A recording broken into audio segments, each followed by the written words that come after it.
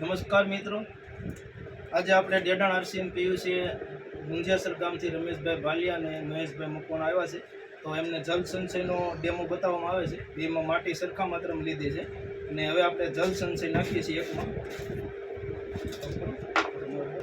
હાલ જલ સંચય આપણે એક ચમચી નાખ્યું છે અને ઓલામાં આપણે નથી ઉપયોગ કર્યો. હવે આનો આપણે થોડીક વારમાં આપણે પાણી નાખીએ અને ડેમો જોઈશું.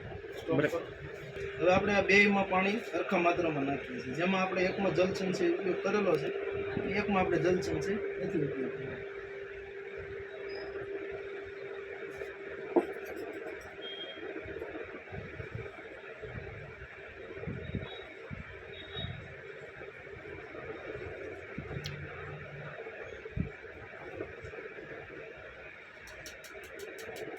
આ આપણે જલ સંચય ઉપયોગ નથી કર્યો અને આ જલ સંચય ઉપયોગ કરેલો છે, તો એને પણ આપણે મિક્સ કરીને જોઈશું.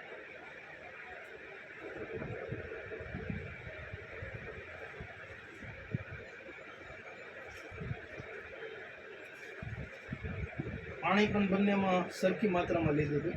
હવે આપણે થોડી વારમાં જમીન કઈ રીતનું આ જલ સંચય જમીનની અંદર કામ કરે તે પણ આપણે જોઈશું.